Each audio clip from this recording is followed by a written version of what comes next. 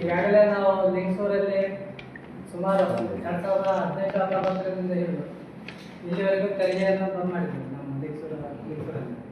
ಯಾಕಂದ್ರೆ ತರಕಾರಿ ಮಾರ್ಕೆಟ್ ಯಾವ ರೀತಿ ಇರ್ತದೆ ಯಾವ ರೀತಿ ಇಲ್ಲ ಅಂತ ತಮಗೆಲ್ಲ ಗೊತ್ತಿದ್ದು ಮಾಹಿತಿ ಇವತ್ತಿನ ಮಟ್ಟಿಗೆ ಟೊಮಾಟೆ ಒಂದು 50 ರೂಪಾಯಿ ಪುಟ್ಟಿ ಆಗಿದೆ, ಉಳ್ಳಾಗಡ್ಡೆ 20 ರೂಪಾಯಿ 6 ಕೆಜಿ 7 ಕೆಜಿ ಆಗಿದೆ.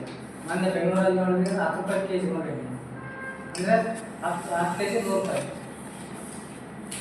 ಇಷ್ಟು ಈ ಪರಿಸ್ಥಿತಿ ಇದ್ದಾಗ ಇವಾಗ ತೆರಿಗೆ ಅಂತ ಕೋಡಾಡಬೇಕು ಮುದ್ದದಲ್ಲಿ.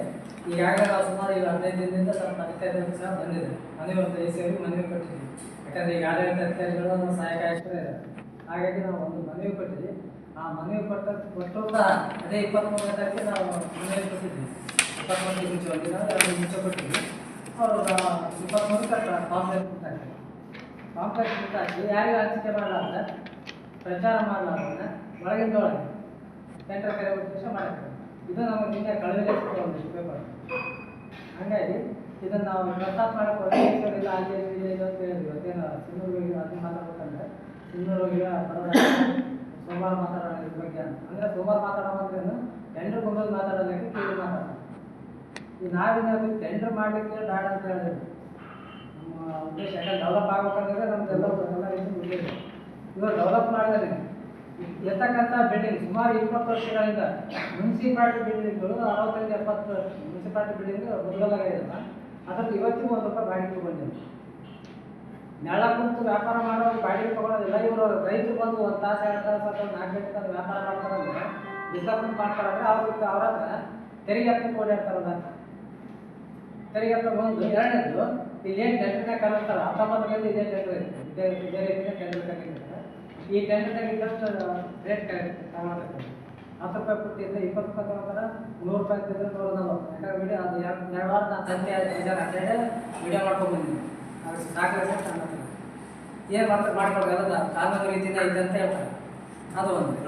ಇನ್ನೊಂದು ವಿಷಯ ಏನಂದರೆ ಈಗ ಇಲ್ಲೇನು ಟೆಂಡರ್ ಕರೆದಲ್ಲ 31/3/2027 ಈಗ ಹಿಂದೆ ಕರೆದು ಹೆಂಗೆ ಕರೆದ್ರು 31/3/2026 ಅಂತ ಇತ್ತು. ಈಗ ಇದು 31/3/2026 ಅಂದರೆ ಈಗ ಮತ್ತೆ 2 ವಾರ ಎಕ್ಸ್ಟೆನ್ಷನ್ ಕೊಟ್ಟರು. ಈ ಸರಿ ಯಾಕೆ ಕೊಡ್ಬೇಕು ಎಕ್ಸ್ಟೆನ್ಷನ್ ಅಂದರೆ ಗುತ್ತಿಗೆದಾರರು ಮತ್ತು ಮುನ್ಸಿಪಾಲಿಟಿ ಅಧಿಕಾರಿಗಳು ಹೊಂದಾಣಿಕೆಯಲ್ಲಿ ಎತ್ತ ಕಾಣಿಸ್ತಾರೆ. ಪ್ರತಿ ವರ್ಷ ಈಗ ಸುಮಾರು ಒಂದು 15-20 ವರ್ಷ ಒಬ್ಬರೇ ಅಣ್ಣ ತಪ್ಪಷ್ಟೇ ತಗೊಳತ್ತವ ಯಾರ ಸಂಬಂಧಿಕರು ಅವ್ರಿಬ್ಬರಿಗೆ ಬಿಟ್ಟು ಮತ್ತೆ ಯಾರಿಗೆ ಟೆಂಡರ್ ಇಲ್ಲ. ಮತ್ತೆ ಟೆಂಡರ್ ಹಾಕೋದು 3-4 ತಮ್ಮ ಹೆಸರಲ್ಲಿ ಹಾಕೊಂಡಿರ್ತಾರೆ. ತಾವು ತಮಗೆ ಮಾಡ್ಕೊಂಡು ಅವರೇ ಬಿಟ್ಟು ಮತ್ತೆ ಯಾರೇ ಇರ್ತಾರೆ. ಅವ್ರು ಯಾರ ಹೇಳಿ ಯಾರು ಬಿಟ್ಟರೆ ನಮ್ಗೆ ಅದು ಬೇಕಾಗಿಲ್ಲ. ನಮಗೆ ಈ ಕಾಯಿಪಲ್ಯ ಮಾರ್ಕೆಟ್ ರದ್ದಾಗಬೇಕು. ರದ್ದಾಗಿ ಹೋದರೆ ನಾವು ರೈತರ ಶವ ಅಂದರೆ ಅಧಿಕಾರಿಗಳು ಹೊತ್ಕೊಂಡು ಹೋಗೋದು, ನಾವಿಂದ ಮಕ್ಕಳು ವಿಶೇಷ ಮಾರ್ಕೆಟ್ ಟ್ಯಾಕ್ಸ್ ಕಾಯಿಪಲ್ಯ ಮಾರ್ಕೆಟ್ ಟ್ಯಾಕ್ಸ್ ಟ್ಯಾಕ್ಸ್ ಇರ್ತದೆ. ಈಗ ಸುಮಾರು ಬಂಡಿಯಾಗೂ ಮಾಡ್ತಾರೆ, ಅವ್ರ ತಲೆನೇ ಎತ್ಕೊಳ್ತಾರೆ. ಈಗ ಲಾಸ್ ಒಂದು ಈ ಟೆಂಡರ್ ತಗೋಬೇಕಾದ್ರೆ ಲಾಭ ನುಕ್ಸಾನ ಅಂತ ನೋಡೇ ತೊಗೊಂಡಿರ್ತಾರೆ. ಲಾಭ ಅಂತ ತೊಗೊಳ್ತಾರೆ, ನುಕ್ಸಾನ ಅಂತ ತೊಗೊಳೋದಿಲ್ಲ. ಇವರು ಲಾಭ ನುಕ್ಸಾನ ಏನಂತೆ ಮತ್ತೆ ಎಕ್ಸ್ಟೆನ್ಷನ್ ಮತ್ತೆ ಸೋಮವಾರ ಕರೆದಾರೆ. ಹಾಗಾಗಿ ಇದನ್ನು ಕೂಡಲೇ ರದ್ದು ಮಾಡಬೇಕು. ಇಲ್ಲದಿದ್ದರೆ ನಾವು ರೈತರು ತೊಗೊಂಡು ಒಂದು ವಿಶೇಷವಾದ ಹೋರಾಟ ಹಾಕೋಕ್ಕೆ ಹಮ್ಮಿಕೊಳ್ಳಬೇಕು ಅಂತ ಈ ಮೂಲಕ ಸರ್ಕಾರಕ್ಕೆ ಎಚ್ಚರಿಕೆ.